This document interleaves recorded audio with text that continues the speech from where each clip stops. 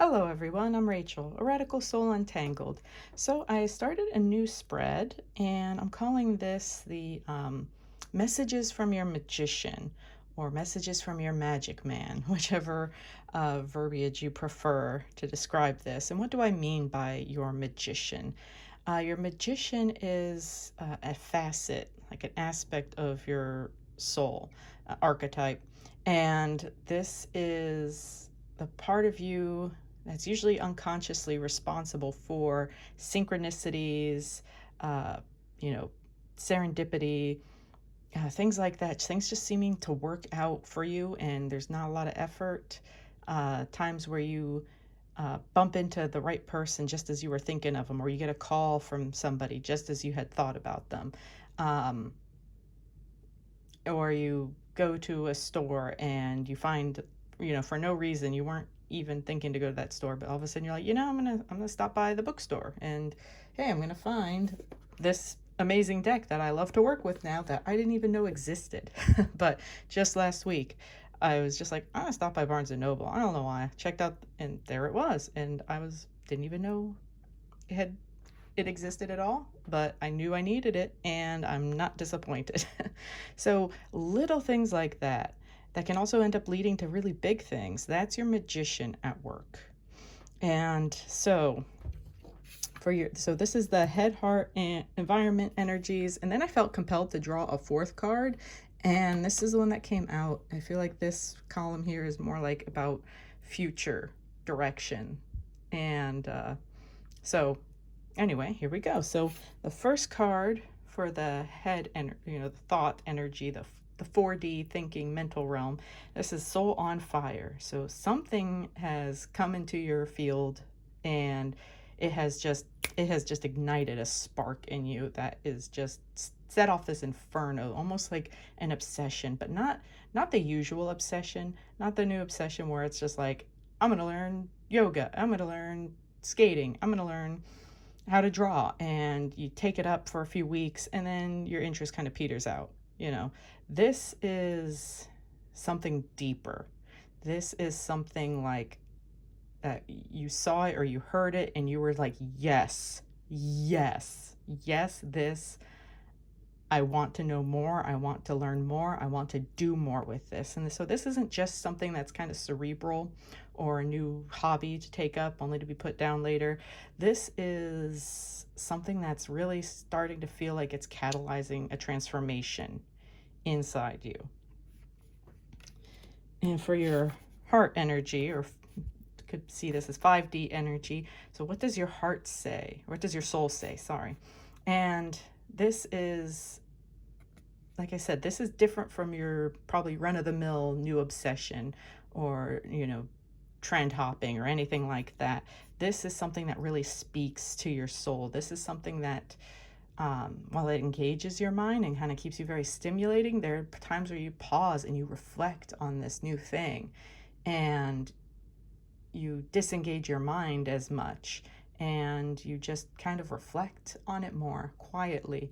And maybe in those quiet moments, your soul is clarifying to you why this is so important to you, why this is so necessary, and letting you know that, yeah, this isn't a silly thing. This is you on the right track.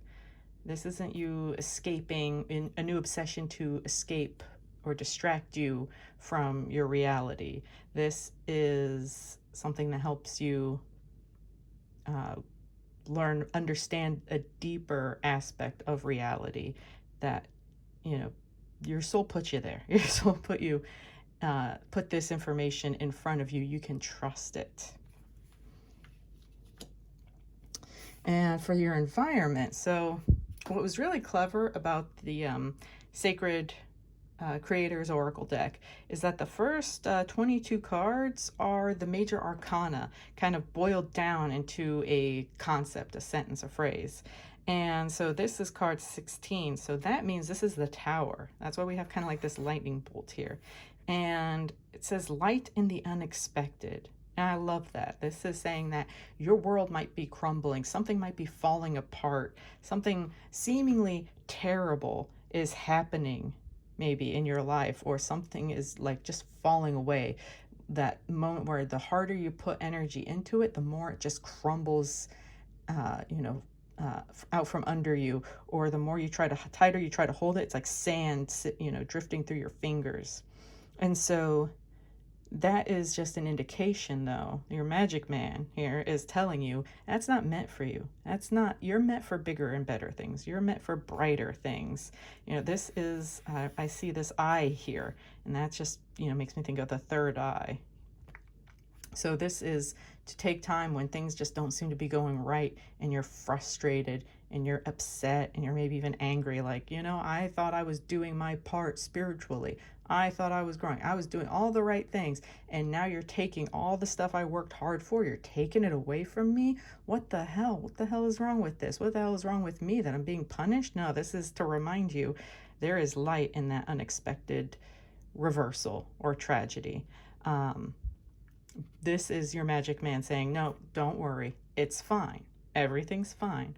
We're just making new space. This is the brush, a brush fire, clearing out the old brush so that new trees can take root and grow and have the access to open space and light and more water and fertilizer from the ashes, so that those ashes, the things that are going to fall away for you, they're going to fertilize your future. So not all is lost if something like that is happening to you. And this card, the aisle that I'm just going to call the future aisle, because this is my spread, is Welcome the Divine Masculine. And this is card 19. So this is the sun. And so the sun is like the epitome of masculine energy. It's the kinetic, creative energy. It is putting out light for plants to photosynthesize. It is putting out heat to warm our planet. It is operating. We're developing solar power, or we've developed solar power, but it's becoming more extensive now. So there's so much power, coming from the sun. It lights everything. It warms everything, and the creative energy, that kinetic creative energy, that is the domain of the masculine. And what's really profound for me is that just a couple weeks ago, I'm always was putting myself down for not being consistent, not being proactive enough, all these little things, all these little bad habits, these self-sabotaging bad habits that I have. And I would nag at myself. And I realized what I was doing is I'm nitpicking and nagging at my own masculine aspect.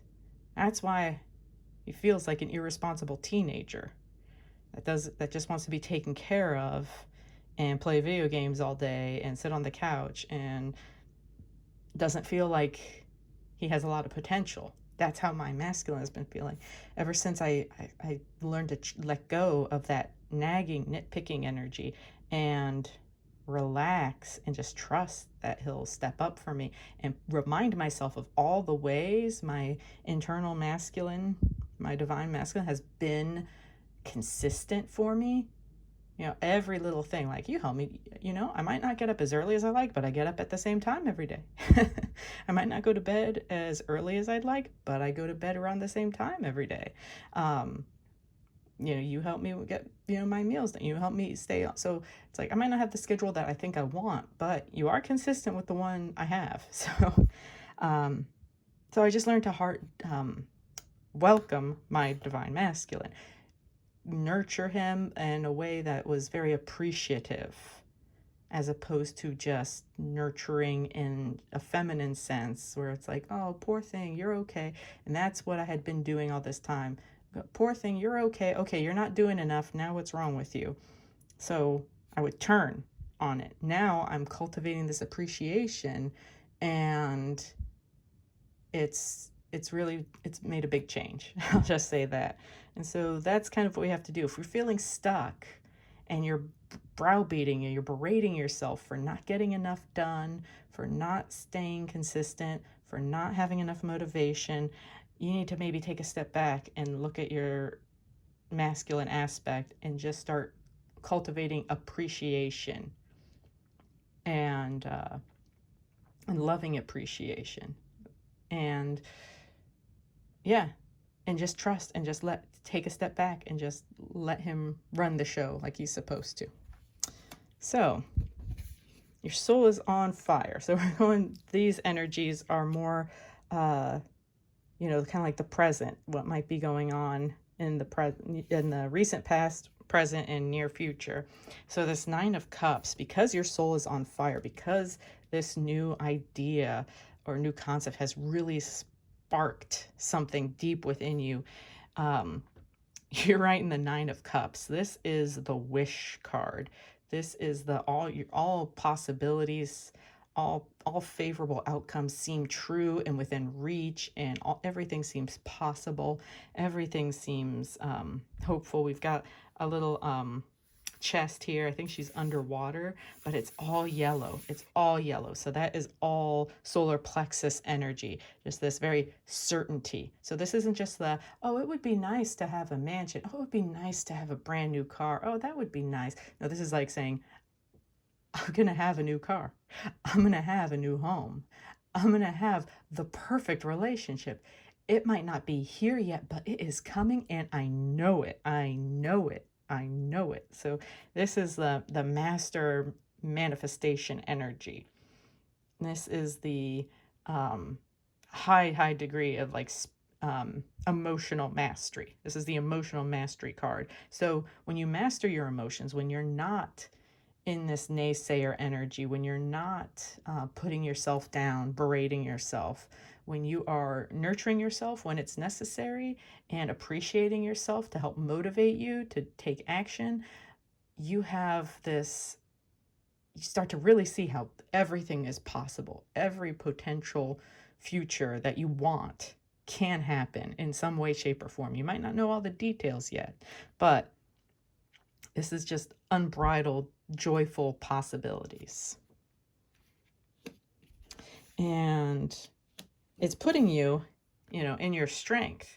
This is strength, building up your strength in a quiet way. So I like how they portray it here, how, she's half lion, half lioness, half, person.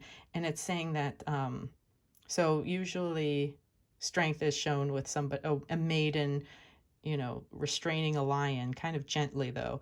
And in this case though, it's the lion isn't a beast outside of her. The beast is integrated into her being. The beast is an aspect of her that she embraces, not just something outside of her, not something she's tamed, but something that she's integrated and learned to use productively. And so we have here a lamb. So I take it to mean that, the lamb can trust being around her lion, her strength, because her strength isn't about dominating the weak or taking advantage of the weak for her own benefit. It is a protective strength, and it is a strength a loving strength that won't be turned against somebody in a weaker position, or in a more vulnerable, not weaker, just more vulnerable position. You won't use somebody's vulnerabilities against them to hurt them. And I also think it's interesting that she's got this necklace with a heart on it, but it's really low. It's over her solar plexus. So again, this is just this strength comes from deep within. It's her heart linked with her solar plexus. It's her heart chakra linked with her solar plexus chakra, so that there is such a deep confidence in her power. This is her also embracing her power, understanding her power, and that her power is her mastery. Comes from her emotional mastery, not over her will to dominate others. Her power doesn't come from trying to take power from others. She is in her own power, and she can therefore share her power by protecting others if they need it, and also help guide others, help empower others. And then what does your soul say? So again, this is the heart energy, the 5D. And this is Page of Wands. So this is learning how to wield that power. So getting comfortable with it, like going, oh, wow, I have this wand. I have um, this power within me. It comes within me. Wow, that's new. That's exciting. And she is, I love how she's just playing with it, you know. And again, got a lot of that yellow, that solar plexus energy. But I like that she's got blue. She's got blue pants. So to me, blue is not just throat chakra, but it's the color of truth, of a deep, abiding truth. So it kind of means that her power is firmly rooted in the truth and is motivated. You know, it's in her legs are blue in a sense. And so like the act, you know, and your legs are what, you know, propels you forward, you know, on the ground. So she's grounded in the truth. She's moved by the truth. Her power is within this truth, this deeper truth. And she's just getting comfortable with it. She's just enjoying it. She's learning to play with it. She's not taking it too seriously. And, you know, she's just building her confidence. This is a very much a confidence building card. And but we also have the High Priestess. So you also have to, your soul here is reminding you that you have to embrace not knowing sometimes. Sometimes even if you're very in tune with your intuition and you feel like you've got a high degree of like psychic or intuitive gifts, there's still going to be things outside of your perception, and that's not because a lack of your gifts. It's your soul saying, yeah, you're not supposed to know right now. If you knew right now, even if you knew it intuitively, your mind's going to take over and it's going to jinx everything. So we're just keeping this on the down low so you can be surprised. So yeah, the for me, the High Priestess in reverse tends to mean you're not supposed to know yet. It's fine. Everything's fine. Your intuition isn't broken, but we're keeping things under wraps from you for now. And you're not supposed to know, and you need to be okay with that. So I like this. And I love how in this card, if you can't see, she's got like her eyes, like you can see her eyes through her eyelids. And yeah, so just that, you know, sight beyond sight, like Thundercats. But yeah, this is saying your soul, when your soul guides you, you have to be comfortable not knowing every single detail of the plan, you know? Because like I said, if you did, you might start anticipating it. You're going to start you're going to gum up the works, basically. You're going to try too far ahead of yourself too soon, and you might just kind of blunder everything up. Just like, you know, half the sitcom plots are like that. Somebody finding out a surprise and either trying to, you know, make it come to pass sooner, or finding out something that they don't want and they think is going to happen that they don't want. So they try to head it off, and it just, don't be a sitcom. It's just saying you're not meant to know and you need to be okay with that. So that's what your soul is saying here. And of course, I think it's very interesting that the card that's the Tower was clarified basically by the Tower. And oh yeah, I think I said a brush fire earlier. So yeah, that lightning strike causes this fire, you know, burns away all the brush, all the rubble, all the clutter that you don't need in your life right now. And so you have like these butterflies here for like new possibilities, transformation. This is a transformational process. And this squirrel is kind of, so I can't tell, I think this was a tree. I can't tell if it's just blasting into like a little hill dirt, or if that's actually a tree. And the squirrel here is looking at the squirrel's like, oh, thank God I was on the ground and not in that tree. So the divine will still protect you even in these tower moments, is what that's saying to me. You know, everything will fall down around you, but remember to check in on yourself at times and go like, actually, I'm okay. I'm not happy with this. I'm disappointed, or I'm frustrated, or I'm upset, or I'm scared. But actually, I'm okay. Actually, I'll be fine. So just take those moments to remind yourself of that you're on the ground, ground yourself amid the crisis, if it had to come to crisis.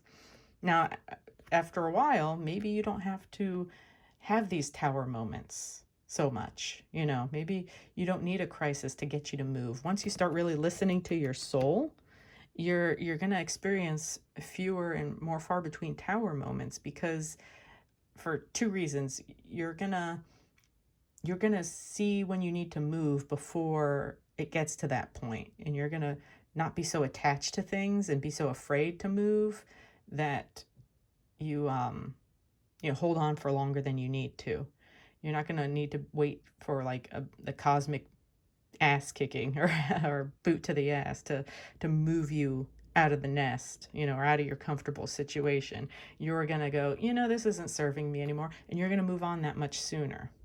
And then if something does happen to you that is seemingly catastrophic, so that's my second point, is that you're going to see the greater perspective. Maybe not in that exact moment. You're going to let yourself move through the grief.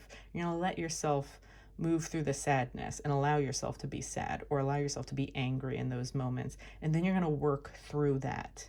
And you're going to work through it quickly, fairly quickly.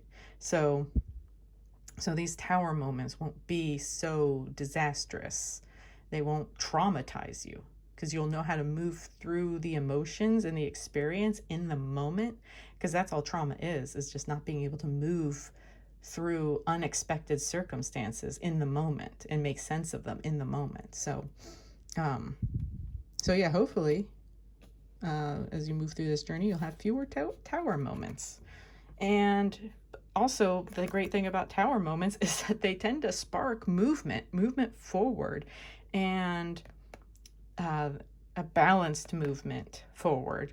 And I like how they have the horses here. There's a black and a white, so that's yin and yang energy. That's feminine and masculine energy right there. And these energies have to be balanced to pull the chariot forward and to keep it in momentum. They have to work together. That's how you get the momentum. What I think is really interesting about this card is that the passenger is not in the cabin, and he's not driving it. He's riding on the carriage. So he's not just this bystander, he's not just this passive passenger that's just watching the scenery go by. He's looking ahead, and he is ready to leap onto the next opportunity as soon as it comes. So this is what I take to mean. He's just looking forward. He's trusting the divine. He's looking for the synchronicities. He's looking for the signs. And when he knows in his heart that when he sees that opportunity, he's going to leap onto it. He's going to move. So this is, again, a very, masculine, divine masculine kind of energy all throughout this card.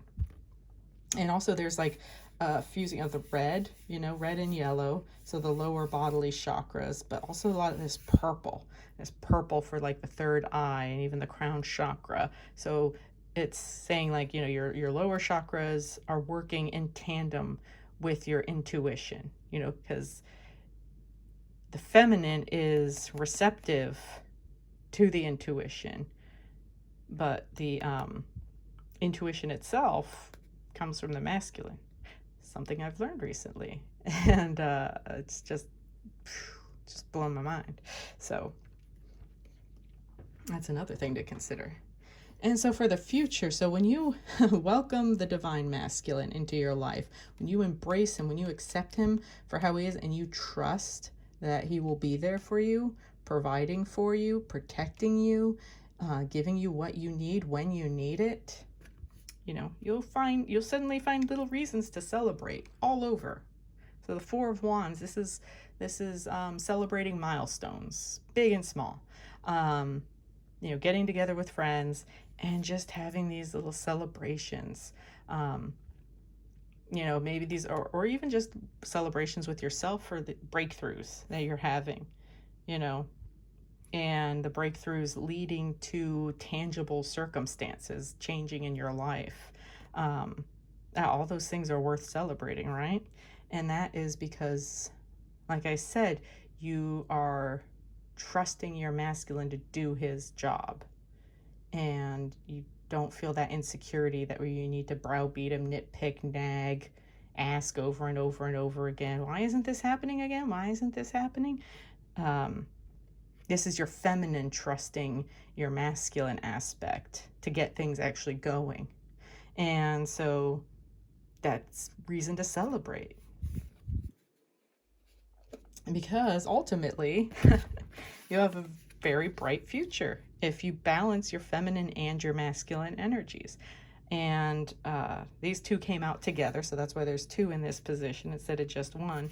We have the Ten of Pentacles and the Empress. So the Empress is just, you know, abundance, material abundance, nurturing. So this is your feminine flourishing because she's trusting in her masculine. She's letting go of this need to micromanage, and that is what's leading to abundance, this Ten of Pentacles. So sometimes we think, oh, the masculine and feminine working together, we think of them working together in equal energies, but they work in equal capacities, but through their different media, if that makes sense. So basically what I'm saying here is that when you welcome, your divine masculine and really embrace him and trust him, the feminine now, she's taken off that energy of, like I said, micromanaging and nitpicking, because this is the feminine energy, the potential energy, trying to manage kinetic energy, and that's not her job. And again, these aren't gender specific, these aren't gendered roles, they're just sexed as kind of like a shorthand. So yeah, your feminine finally gets to kind of sit back and relax because she trusts that the masculine will provide for her, that the masculine will protect her, that the masculine is just going to do his job. And so she doesn't have to take on that element of making things happen, because she's just getting in the way of it. It turns out she's trying to do it all. That's what's been the problem.